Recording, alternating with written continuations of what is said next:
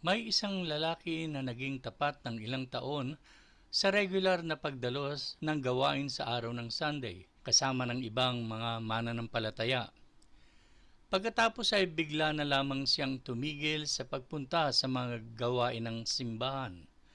Ang pastor ay nag-alala para sa kanyang espiritual na kapakanan. Kaya isang araw ay tumawag siya sa kanyang tahanan at nagpaalam si pastor kung pwede siyang mabisita sa kanyang bahay. Pumayag naman ang lalaki at nang dumating ang pastor, sila ay pumunta sa terrace na kung saan malamig ang simoy ng hangin. Nag-alok ang lalaki ng kape at nagsimulang mag-ihaw sila ng hotdog. Pinaabot ng pastor sa lalaki na siya ay kanilang namimiss sa mga gawain sa kanilang iglesia lokal. Ang tugon ng lalaki, "Pastor, ngayon na naunawaan ko na ang daan ng kaligtasan at ako ay ligtas na, naisip ko na hindi na marahil mahalaga ang palagiang pag-attend ng church services. Para sa lalaki, okay na ang mag-isa na lamang siya na sumasamba sa Panginoon at nagbabasa ng Biblia sa kanyang tahanan." Nagkaroon ng sandali ng pananahimik habang kapwa nila tinitingnan ang kanilang iniihaw na hotdog. To break the silence, kinuha ni pastor ang isang pirasong nagbabagang uling gamit ang tong at kanya itong inihiwalay sa mga magkakasamang nagbabagang uling. Nang magsimula itong lumamig, ang pulang kinang nito ay agad na nawala. Ang lalaki na naghihintay ng kasunod sa mga sasabihin ni pastor ay mabilis na nakuha ang mensahe. At nang dumating ang Sunday, siya ay muling dumalo sa kanilang mga pagpupulong. This is a fact of life that I have become very familiar with over these last 35 years. Maging sa aking sariling karanasan, sa maraming pagkakataon, nabigo ko ang Panginoong Hesus at naging malamig ang pinakita kong pag-ibig at debosyon sa Kanya. Pag dumating ang mga panahong iyon, ako'y lumalapit sa Panginoon, pinapahayag ko ang aking mga kasalanan at kabiguan, at humihingi ako ng kapatawaran at nanunumbalik sa pagpapailalim muli sa Kanyang kalooban. Sa tuwing lalapit ako sa Kanya para sa paglilinis, nakita ko ang Panginoong Hesus ay isang tapat na kaibigan sa mga nahulog sa tabi ng daan. Today, nais kong direktang makipag-usap sa mga hindi gaanong malapit ang lakad with the Lord na gaya ng nararapat. Siguro ang mga bagay ng Diyos ay hindi na kasing tamis ng dati para sa iyo. Nabawasan ang init ng pag-ibig mo sa Panginoon. Nakaligtaan na ang pag-aaral ng kanyang banal na salita at nawala ng interes na makipag-ugnayan o fellowship sa mga kapwa mananampalataya. At ang pagdalo ng Sunday services ay naging mabigat na bagay na din upang magawa. Tungkulin ko ngayon na sabihan ka na hindi kailangan manatili sa tabi ng daan. Si Jesucristo ay ang kaibigan pa rin ng mga nahulog sa tabi at nais niyang ikaw ay maibalik sa daan ng pananampalataya. Sa ating teksto, sinasabihan tayo tungkol sa isang harapang pagtatagpo sa pagitan ng muling nabuhay na Panginoong Hesus at ni Simon Pedro na makatatlong beses na itinanggi ang Panginoon. Makikita natin sa ating pag-aaral ang mga sandali na kinatagpo ni Jesus si Pedro at kung paano siya muling naibalik upang siya ay muling magpatuloy na lumakad na kasama ang kanyang Panginoon. Kung ano ang ginawa ni Jesus kay Pedro ay magagawa din niya sa sinuman sa atin kung tutugon tayo sa tamang paraan. Tayo ngayon ay maglaan ng ilang sandali upang isaalang-alang natin ang tatlong mahalagang punto sa ating paksa na tinawag kong isang magiliw na sandali. Ang unang mahalagang punto ay ang layunin ng magiliw na sandali. Sa Mateo chapter 26 verses 69 to 75, mababasa natin doon ang pagkabigo ni Pedro. Sinasabi sa mga talata na makatatlong ulit na itinanggi ni Pedro na siya ay isa sa mga tagasunod ni Jesus. Mahalagang maalala natin iyon pagkat sa paggunita ng mga pangyayaring iyon, doon lamang natin mauunawaan ang tunay na nangyari kay Pedro at kung bakit siya nahulog sa tabi ng daan. Sa salaysay ni Mateo, makikita natin ang lugar ng kanyang pagkabigo. Nang pasimula, kung inyong maaalala, itong si Pedro ay nagyayabang na handa siyang mabilanggo at mamatay na kasama ng Panginoong Hesus. Lucas chapter 22 verse 33. Gayunpaman, nang dumating ang oras ng dakpin si Jesus, si Pedro tulad ng lahat ng iba ay tumakas. Gayunpaman sa Mateo 26:58, sinasabi doon na si Pedro ay patuloy na sumunod-sunod ng may kalayuan sa Panginoong Hesus upang makita niya ang mga magaganap. Nang dumating na kanyang mapansin na siya ay napapalibutan ng mga kaaway, tunay na naging mahirap para sa kanya to really stand by the side of Jesus, tulad ng kanyang unang pagyayabang. Kaya't doon na lamang niya inilagay ang kanyang sarili sa tabi ng daanan upang siya ay di mapansin.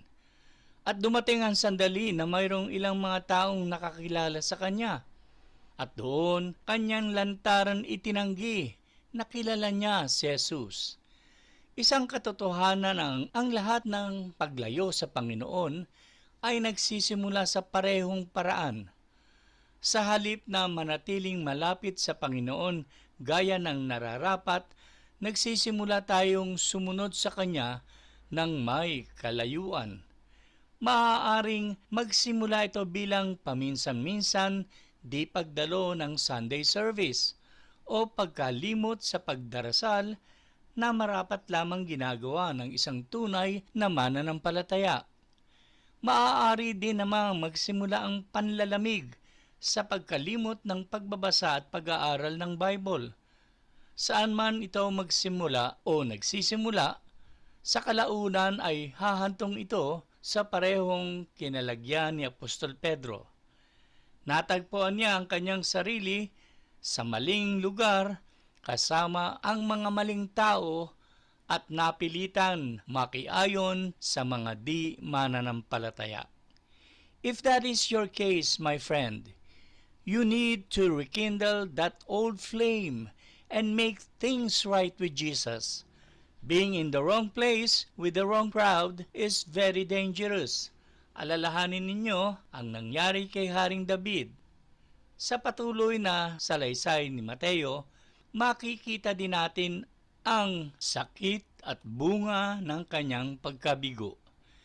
Nang itanggi ni Pedro ang Panginoon ng gabing iyon, sinasabi sa atin ng Biblia na siya ay marubdob na tumangis. Si Pedro ay naging miserable sa kanyang bagong kalagayan. Alam niyang nagkasala siya sa Panginoon at nilabag niya ang napakahalaga at sagradong bagay. Gayon din ang bawat anak ng Diyos na nagpasya na lumayo sa kalooban ng Diyos. Kanyang matatanto na ang kasalanan ay may kasamang sakit, pagdurusa at paghihirap. Proverbs chapter 13 verse 15. Ang katalinuhan ay umaani ng paggalang, ngunit ang kataksilan ay naghahatid sa kapahamakan. Mawawala ang kapayapaan ng Diyos at ang pakiramdam ng presensya ng Diyos sa mananampalatayang lumalayo sa Kanya. Mawawala din sa kanyang buhay ang kapangyarihan nagmumula sa Espiritu Santo at ang kagalakan sa kaluluwa na mas mahalaga kaysa ginto. Ang kasalanan ay magnanakaw. Sinisira nito ang pagiging epektibo ng isang mananampalataya. Ang kasalanan ay may kakayahan na gawin kang isang napakamiserableng tao. Oo, hindi mawawala ang kaligtasan mo pagkat maliwanag na ang isang tunay na anak ng Diyos ay ligtas magpakailanman.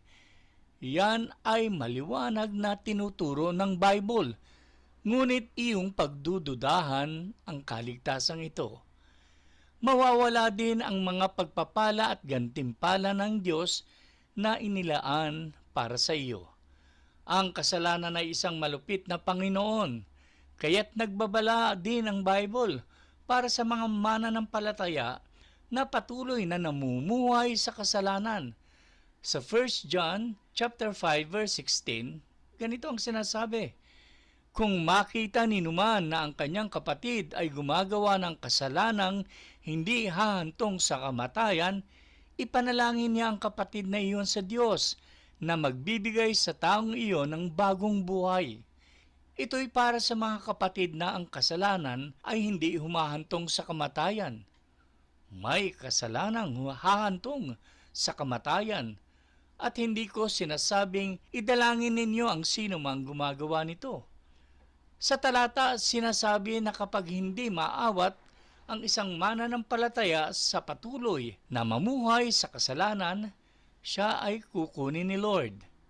Tulad nangyari sa mag-asawang Ananias at Sapphira sa Aklat ng Mga Gawa, chapter 5. Sin will make you miserable.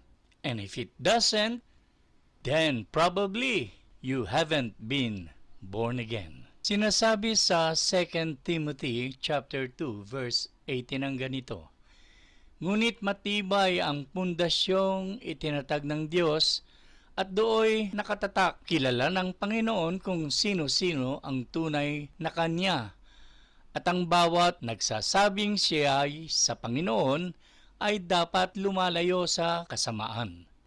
If you are a child of God, yes, God will allow you to sin if you choose to. But He loves you too much not to allow you to enjoy sin. Ang susunod na pinapahayag ng mga talata, ang kamangmangan ni Pedro at ang kanyang kahangalan ay dapat mahayag. At ito ang unang pagpapahayag ng kanyang kahangalan, ang kanyang pagpili. Matapos ang pagkabuhay muli ni Jesus, marahil inakala ni Pedro na ang kanyang ministeryo ay tapos na. Itinanggi niya ang Panginoon kaya't siya ay nagpasyang bumalik sa dati niyang buhay, ang pangingisda. At maaaring sinasabi niya sa kanyang sarili na kailangan niyang maghanap buhay para sa needs ng kanyang pamilya. Anuman ang dahilan, mukhang nakalimutan ni Pedro nang tawagin siyang sumunod ni Jesus at siya'y maging fishers of men. Matthew chapter 4 verse 19. Sinabi ni Jesus sa kanila, sumunod kayo sa akin at gagawin ko kayong mga mangingisda ng mga tao. Ang mananampalatayang nasa labas ng kalooban ng Diyos ay palaging gagawa ng mga maling pagpili. Lagi nilang ibabatay ang mga desisyon sa makalamang motibo sa halip na espiritual. Nawawalan sila ng kakayahang marinig ang tinig ng Espiritu Santo na ating moral compass, at ang hindi pagdinig sa Kanya ay magdudulot sa atin na malihis ng landas at mapunta sa tabi ng daan. Maaaring may ilan dito ngayon na nagsimulang bumalik sa dating buhay. Maaari mo ring bigyang katwirang ito. Ngunit kailangan mong malaman ngayon na kung hindi ka sumusunod sa Panginoon at nagmamahal sa Kanya tulad ng nararapat, tulad ni Pedro, ikaw ay tumalikod at wala sa kalooban ng Diyos. Masakit na pananalita, ngunit iyon ay ang katotohanan. Aking dalangin na ang bawat isa sa atin ay palagi ang pipiliin, bigyang prioridad ang Diyos at sundin ang kanyang kalooban kaysa sa ating mga sarili at mga naisin. Susunod, inihayag kay Pedro ang kanyang kamangmangan nang isama niya ang iba pa niyang kasamahan. Nang si Pedro ay bumalik sa dati niyang buhay, isinama pa niya ang ibang mga alagad na masasabi natin nag-aantay lamang na may magmungkahi na sila ay muling bumalik ng Galilea at mangisda na lamang muli. Ang taong nagkasala ay pangkaraniwan nanghahatak pa ng iba na sumama sa kanya. Ang tanong bakit nagkakaganon? Dahil sa gusto natin palibutan ng ating mga sarili na mga taong halos kapareho natin. Sabi nga sa Ingles, birds of a feather flock together. Kung tayo ay tama sa harapan ng Diyos, gusto nating makasama ay yung mga nabubuhay para sa Panginoon. Kung wala ang mananampalataya sa kalooban ng Diyos, nadarama niya na tila pinapagalitan siya ng mga nabubuhay para sa Panginoon kapag siya ay napapaalalahanan ng mga ito. At ito ay magbubunga ng uncomfortable feeling sa kanya at hahanap na lang siya ng mga katulad niya. That is human nature. At ngayon, tingnan naman natin ang kinahinatnan. John chapter 21 verses 2 to 3. Magkakasama sina Simon Pedro, Tomas na tinatawag na kambal, Nathanael na taga Cana sa Galilea, ang mga anak ni Zebedeo at dalawa pang alagad. Sinabi sa kanila ni Simon Pedro, "Mangingisda ako, sasama kami," sabi nila. Umalis nga sila at sumakay sa isang bangka. Magdamag silang ng isda, subalit wala silang nahuli. Si Pedro kasama ang mga sumunod sa kanya na muling mangisda ay walang nahuli sa magdamag nilang pamamalaka. Ang karamihan sa kanila ay mga professional na mga mangingisda bago nila makilala ang Panginoong Hesus. At ang kawalang huli sa magdamag na pangingisda ay nakayayamot para sa kanila. Ito ang nangyayari sa mga taong malayo sa kalooban ng Diyos. Kahit anong pagsisikap ang kanilang gawin sa kanilang sariling lakas, ay walang kahihinatnan ang kanilang pagpapagal. Naranasan ito ng prodigal son nang siya ay lumayo sa kanyang ama at namuhay ayon sa kanyang sariling kagustuhan. Di nagtagal, siya ay pinulot sa kangkungan. Nais kong paalalahanan ang lahat sa atin na tayo dapat ay totally dependent on Jesus Christ sa lahat ng bagay. Sinasabi nga sa John chapter 15 verse 5 ang ganito, "Ako ang puno ng ubas at kayo ang mga sanga. Ang nananatili sa akin at ako sa kanya ang siyang nagbubunga ng sagana. Sapagkat wala kayong magagawa kung kayo'y hiwalay sa akin." Maaaring ang iba sa inyo ay di sasangayon dito sa dahilan na nakikita nilang ibang mga mananampalataya na di naman ganoon ka-committed sa Panginoon pero sila ay patuloy na umuunlad ang kabuhayan. Patuloy ang pagsagana sa material na mga bagay. Well, paalaala muli, ang mga bagay na ito ay temporal things lamang at walang eternal value. Sabi nga sa Matthew 6, ang ganito, "Huwag kayong mag-impok ng mga kayamanan dito sa lupa. Dito'y may naninirang insekto at kalawang at may nakapapasok na magnanakaw. Sa halip, mag-impok kayo ng kayamanan sa langit. Dooy walang naninirang insekto at kalawang at walang nakapapasok na magnanakaw. Sapagkat kung saan naroroon ang inyong kayamanan, naroroon din ang iyong puso." In the final analysis, all that lasts are those things you do through Christ. because what you do for the Lord has eternal value. Ang ikalawang mahalagang punto sa ating pag-aaral ay ang probisyon ng magiliw na sandali. Kahit nagkasala at lumayo si Pedro, hindi ito naging dahilan upang tumigil ang Panginoong Hesus na siya ay mahalin. Sa mga talatang 4 hanggang 7, makikita natin na natagpuan ni Hesus si Pedro. Pagkatapos ng kasalanan, pagkatapos ng pagbabalik sa dating buhay, pagkatapos ng mahabang gabi ng kabiguan, si Jesus ay dumating sa eksena at sa ilang sandali lamang ay nabago ang lahat at napawi ang mga negatibong nangyari. Ano ang nangyari? Nagkaroon ng pagbabago kay Pedro. Pansinin ang 3 bagay na nagbago nang dumating si Jesus. Una, napilitan si Pedro na aminin ang kanyang kabiguan. Talatang 5, sinabi niya, "Mga anak, mayroon ba kayong huli?" "Wala po," sagot nila. Ang unang hakbang sa pagbabalik loob sa Panginoon, dapat may acknowledgement of sin at maling nagawa.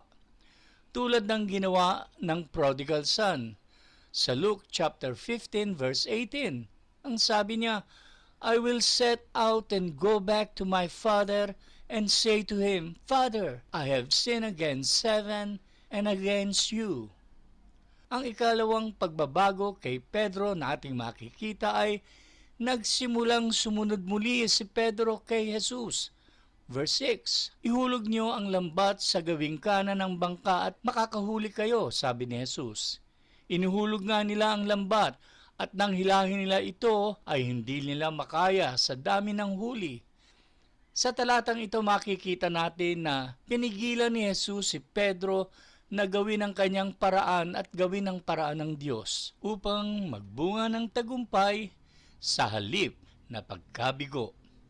Ang pangatlong bagay na pagbabago kay Pedro, panibagong hangarin ni Pedro na mapalapit kay Jesus. Verse 7, sinabi kay Pedro ng alagad na minamahal ni Jesus, "Ang Panginoong iyon." Nang marinig ng Simon Pedro na ang Panginoong iyon, nagsuot siya ng damit dahil nakahubad siya noon at saka lumusong sa tubig.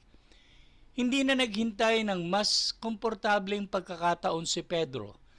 Kaagad siyang nagpunta sa kinaroroonan ng Panginoong Hesus. Tulad din ng ginawa ng prodigal son sa Luke chapter 15, unang bahagi ng verse 20. At siya'y nagpasyang umuwi sa kanila. Kung mayroon man sa ating sa umagang ito ang namumuhay na wala sa ilalim ng kalooban ng Panginoon o namumuhay sa kasalanan, alalahanin mo na ang Panginoon ay naririyan lamang at nag-aantay ng iyong pagpapasya na muling mapalapit sa kanyang pangangalaga. Kahit ikaw ay nakalimot, si Jesus ay di nakalilimot at patuloy na nagmamahal sa iyo. Tulad lamang ng ginawa ni Pedro, aminin mo na ikaw ay nagkamali at lumapit kay Jesus at muli siyang sundan. Sa mga verses 9 to 40 naman, makikita natin na pinakain ni Jesus si Pedro. Nang si Pedro at ang iba pang mga disipulo ay nakarating sa pangpang, nakita nilang may inihanda na si Jesus ng apoy at may nilulutong isda. Natagpuan nila roon kasama ng tagapagligtas ang lahat ng mga bagay na kailangan nila pagkatapos ng di mabungang pangingisda sa magdamag. Nagkaroon sila ng pagkain, init at pakikisama mula sa Panginoon at tagapagligtas na nagmamahal sa kanila at nagkakaloob ng lahat nilang pangangailangan. Ang katotohanan ito ay inilalarawan ng napakalinaw muli sa talinhaga ng prodigal son. Nang umuwi ang nakababatang anak na naglustay ng yaman at niyurakan ang pangalan ng pamilya at hinayaan ang kanyang sarili na mahulog sa lalim ng kasalanan, Sa kanyang pagbabalik ay natagpuan niya ang isang ama na nag-aantay sa kanya. Naranasan niya muli ang pag-ibig, pagpapatawad at kasapatan sa nagugutom niyang kaluluwa na di niya naranasan nang siya'y lumayo.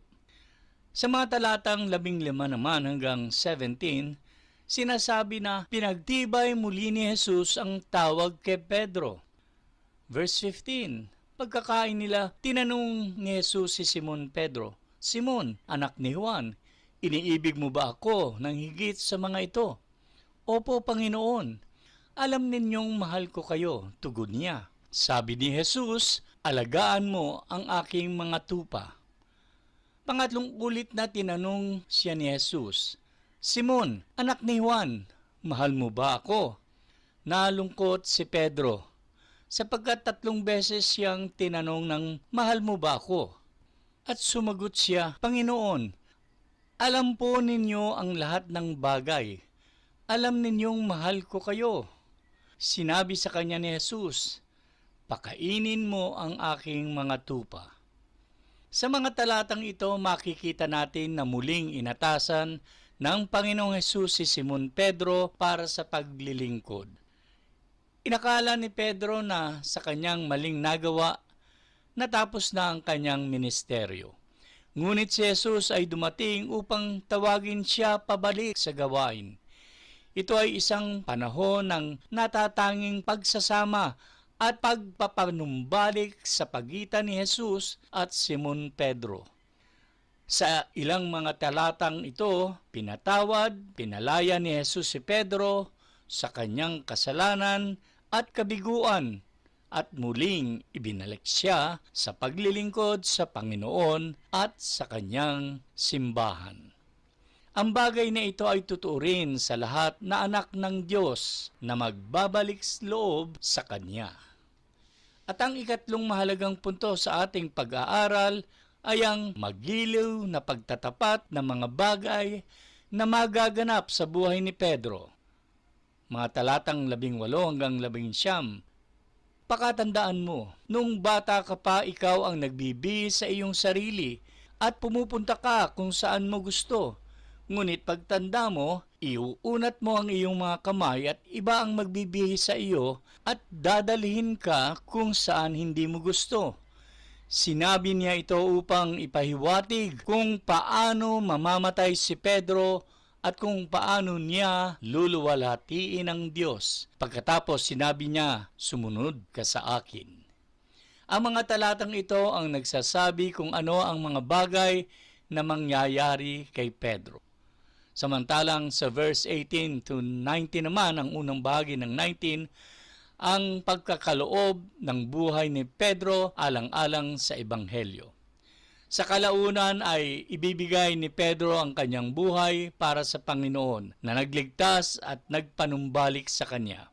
Ang tawag ni Pedro ay literal na sumunod kay Jesus hanggang sa kamatayan na nakapagbibigay kaluwalhatian sa Panginoong Diyos. Kapatid, kaibigan, kung magpasya kang umuwi ngayon at gumawa ng panibagong pangako sa Panginoong Hesus, kailangan mong malaman na ang bagay na ito ay seryoso. Inaasahan ng Diyos na maging seryoso ka sa iyong desisyon at inaasahan niya na susundin mo siya sa isang sakripisyong pamumuhay na inuuna ang kanyang kalooban kaysa sa iyong sarili. Yan ang tanging formula para sa tunay na tagumpay sa buhay Kristiyano. Talatang 19 pa rin. Buong buhay na pagsunod at paglilingkod sa Panginoon. Sinabi ni Jesus kay Pedro na ang kanyang buhay mula sa sandaling iyon ay nakalaan na lubos sa Panginoon. Hindi na siya dapat mamuhay para sa sarili. Siya ay tanging mabubuhay lamang para sa kaluwalhatian ng Diyos. Ang plano ng Diyos ay pareho din para sa bawat ipinanganak na muli na anak ng Diyos. Ang kanyang kalooban ay ikaw at ako ay mamuhay ng buhay na nakalulugod sa kanyang paningin at nagdudulot ng kaluwalhatian at karangalan sa kanyang kamanghamanghang pangalan. Unang Korinto chapter 10 verse 31, ganito ang sinasabi, "So whether you eat or drink or whatever you do, do it all for the glory of God." Walang duda na marami sa sambahayan ng Diyos ay kinakailangan magsisi sa pamumuhay para sa sarili, gumawa ng pagbabago at bumangon para mamuhay para kay Jesus. Ito muli ang inyong lingkod, kapatid na Ed. Pagpalain ng Diyos ang mga katotohanan na ating natutuhan mula sa kanyang banal na salita. Makita-kita tayo muli dito sa ating online Sunday service sa February 4 at 10 a.m. God's blessing be upon us all.